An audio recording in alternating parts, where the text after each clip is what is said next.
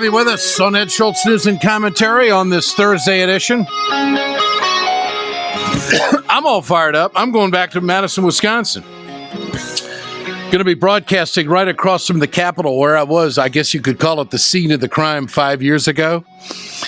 When I saw what was happening to workers in Wisconsin, and I took the TV show to Madison, and we drew like a crowd of like 1,000 people just talking about workers' rights in the state. I'm going right back to that very same corner, so come join us Monday, April 4th, 7 to 8 o'clock Central, right on the corner across from the Capitol in Madison. We're doing the show, going to preview the big primary coming up. Why do I feel like this is kind of the Super Bowl? You know, the math is possible for Bernie. Driver's seat definitely belongs to Hillary. You can't get around that. But if he wins Wisconsin, let me just say this. If she wins Wisconsin, and she's trailing by 4 points, but within the margin of the latest Marquette University poll, which a lot of people think is very credible, if Hillary Clinton wins Wisconsin, I just don't. I don't want to say it's not going to happen for Bernie, but I would say that it's definitely the first nail in the coffin. Some think that the door's almost shut. I don't. There's still New York. There's still California. There's super delegates who could swing. There's a lot of scenarios here. Most probable Hillary's the nominee. Bob Shrum, Democratic Strategist, Professor at USC. Good to have you with us, Bob. Good to have you back. Glad to be here, Ed. Break it down for us. Why do I feel like Wisconsin's kind of like this, the bellwether state in this whole big fight that's taking place? One, if she wins, then I think people are going to conclude that while Bernie has the resources and the mission and the cause to go on, and he'll go through California and go to the convention, I suspect, she will be the all-but nominee. On the other hand, if he wins Wisconsin, and if you look at the sort of the signs, the body language, she's not contesting it as hard as I thought she would, which means to me that they're worried about how she'll do. And I think the momentum is with him. The other thing is, what states is Wisconsin like? Wisconsin's a lot like Minnesota. It's a lot like Colorado. It's a lot like states he's been winning. So there is, I think, a very good chance that he'll win it, and he needs to win it. If he wins it, he'll go off to New York. He'll campaign, as someone on his staff said, like he was running for governor of New York in every part of the state. The Quinnipiac poll out this morning has the race at 54-42, which means that it is not unreachable. His goal in New York would be to get very close or even to win. And then to try to win subsequent states, he's in Pennsylvania today, and begin to make a claim that while the delegate math, the momentum is there, and Democrats ought to take a second look and have a second thought. Have you ever seen in your career something like this, or is this an unusual run here? Well, I think we've seen, Hillary Clinton's staying in the race in 2008 was in many ways similar to this. Yeah. She was actually not as far behind in pledged delegates at this point, and what she needed was a big upset. She never got that big upset. Yeah. If she'd gotten that big upset and then a couple more, she would have turned around and said, look, he may have some lead in pledged delegates, but I think it's clear the Democratic primary voters want me.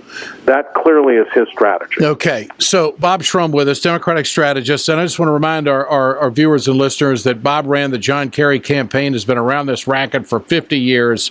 He knows it inside out, professor at USC, great friend of ours.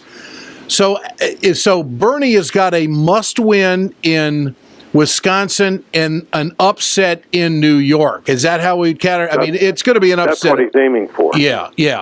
And she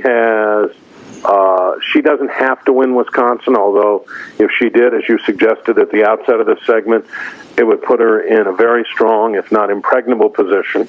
And she has to win New York, and I think has to win it pretty convincingly. I think a 52-48 race in what has been her home state, the state she represented in the Senate, would send a very bad signal. Yeah. If you look inside that Quinnipiac poll, among people under 40 or 45, he is leading by a substantial margin. Her margin in New York comes from people over 45 years of age. So that means that beyond who wins, this race has to be conducted in such a way that if she is the nominee, the people who have been supporting Bernie Sanders, especially the young people, will come out in November and vote for her. That will be helped by Donald Trump or Ted Cruz being the Republican nominee. They're a great motivator, either of them, for Democratic turnout. Yeah. But she's also going to need Bernie Sanders to go out and campaign for her. Yeah.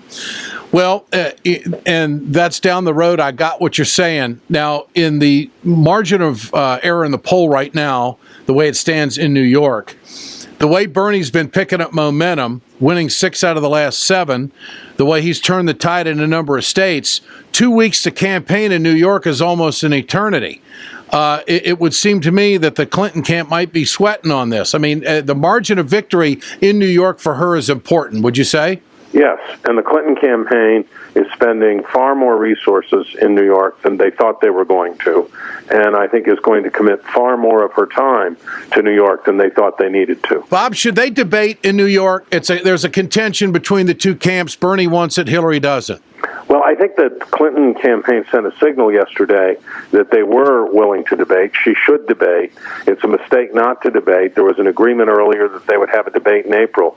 Where are they going to have it? In Alaska on April 30th? Just have the debate and be done with it. And who wins in that? Is that a chance for Hillary to put her old state away? Is that? I mean, the dynamics of this is pretty interesting. Well, I understand why she doesn't want to debate. She doesn't want to give him the chance to make gains. I understand why he wants to debate. He's the underdog. If he wins Wisconsin, has the momentum, goes into a debate, everybody's going to watch it. Yeah. But, you have to look at this if you're the Clinton folks and you were making a decision about how you want to proceed. You have to say, we prefer not to debate, but it makes the most sense for us to not look like we're hiding from a debate. And after all, she's a very good debater. Yeah, no question. And she's got command of she's very good in that format. She's got command of her material, no question about it. But I think from the Sanders standpoint, they're thinking, what's in New York? Wall Street. Does the Wisconsin outcome affect the debate decision in New York for the Clintons, you think? It may. Mm-hmm. It should, in the sense that if he wins there, he has an even stronger claim that they should debate, and they did agree to the extra debates before. Yeah. But I think the debate can be important, but I think the fundamentals of this go to the question of who wins Wisconsin. Does she close the door, all but close the door on him? Does he open the door wider? And then does she hold New York, or does he make real progress there, giving himself momentum going into Pennsylvania and heading for California on June 7th? Okay, which is where you are, professor at USC. I'm curious, what are your students saying about this? What's the conversation in the classroom? With the Democrats in my class, and they're a majority of the class, would break for Sanders. They would follow, I think, the national trends among young people. But more and more, with a few exceptions, the people who are for Sanders, even passionately, are saying, of course, in the general election, if it's Hillary Clinton versus Ted Cruz or any of these Republicans, I'm going to vote for Hillary Clinton. Yeah. But she's going to need them to not just vote, but to get enthused, to get involved, to care, and to make sure their friends turn out. I think there's going to be a negotiation at the convention about superdelegates, about changing the party.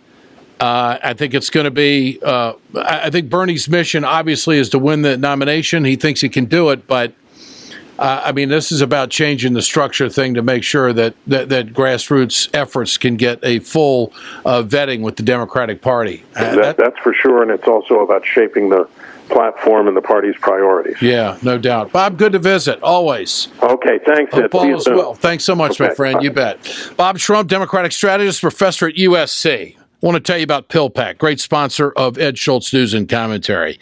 You know, dealing with a medication can be a real pain in the neck. And if you're somebody who is really someone who takes advantage of the advice you get from your doctor and you pay attention to details, this is it for you folks. You know, you don't want to stand in line at a pharmacy and have awkward conversations. Sorting your pills is a pain in the neck, and there's room for mistake there. And you're constantly dealing with your doctor or your health insurance provider. Look, there's this new service out there, PillPack.com. PillPack is absolutely fantastic. It works like a normal pharmacy, except they deliver your prescriptions right to your door, so you don't have to wait in line. The package of the medication is dose by dose, and they sort the pills for you and everything, and you don't have to handle any issues with your doctor or your insurance. So I don't have the hassles, and guess what? You won't either. And the good thing about it is the service is free. You just have to pay your regular copays like any other pharmacy. To sign up, learn more, just head to PillPack.com. PillPack, it's pharmacy simplified. You won't believe how much easier your life will be with PillPack until you've tried it. Communication Workers of America, Alliance for American Manufacturing, BioGreen Clean, and the iSave team bring you Ed Schultz News and Commentary. We're right back. I recently discovered PillPack. It's a full-service pharmacy that takes care of everything for me. They pre-sort and deliver all my medications and vitamins in easy-to-tear packets, labeled with the date and time for each dose. Their pharmacists are available 24/7, and they manage all of my refills. They'll do the same for you. They even made sure my insurance was compatible before they transferred my medications over. It's unbelievable how much better my life has been since I switched to PillPack. Hey folks, you've heard me talk about BioGreen Clean. I'm going to show you right now on my airplane just how tough this is. I want you to keep in mind, chemical-free, 100% plant-derived, biodegradable. It is the safest cleaner that you can get, and it's the most effective. Go to our website, WeGotEd.com, or go to biogreenclean.com. www.biogreenclean and order today.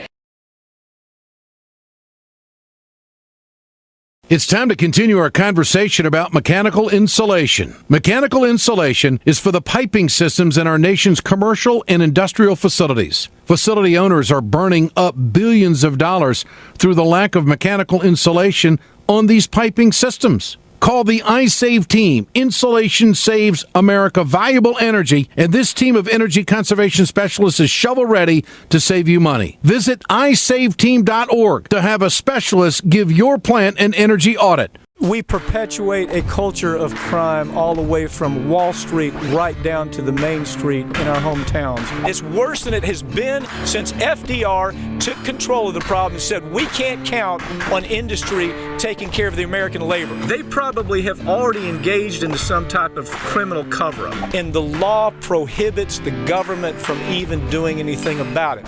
Catch America's lawyer Mike Papantonio on YouTube at youtube.com/GoLeftTV. You're going to meet someone tonight on Ed Schultz, RT News, 8 o'clock Eastern Time. Jesse Spey is his name. The name might not mean anything to you. I'm going to introduce him to you. He's a Muslim. He wants to run for Congress. He's in Nevada. He's running for the United States House of Representatives. And at a time when we're trying to bring the country together, we're trying to understand one another, and who knows, maybe we can live next to one another globally without butchering one another. The last thing we need is picking and choosing faith, picking and choosing neighborhoods, as we have seen happen. And about the time you think the Democratic Party is not as bad as Donald Trump with all the racist things he says, this pops up. I want to clarify this story. Senator Harry Reid and his office, they are denying this. But this gentleman is going to tell us tonight on TV that he was told by Harry Reid not to run for Congress because he's a Muslim and Muslims can't win. That's RT.com, 8 o'clock Eastern, the news with Ed Schultz. We'll see you then. Have a great one. We're back tomorrow. This is Ed Schultz News and Commentary brought to you by PillPack, Communication Workers of America, Alliance for American Manufacturing, BioGreen Clean, and the iSave team. You can get it at WeGotEd.com, RawStory.com, and RingofFireRadio.com, and check out my Gimme a Minutes on Facebook. I'm going to be coming to you live on TV Monday night from the Capitol in Madison, Wisconsin, before the big primary on Tuesday night. And so come on out and see the show. We're looking forward to it. The News with Ed goes to Madison Monday, April 4th. We'll see you then. We're back tomorrow.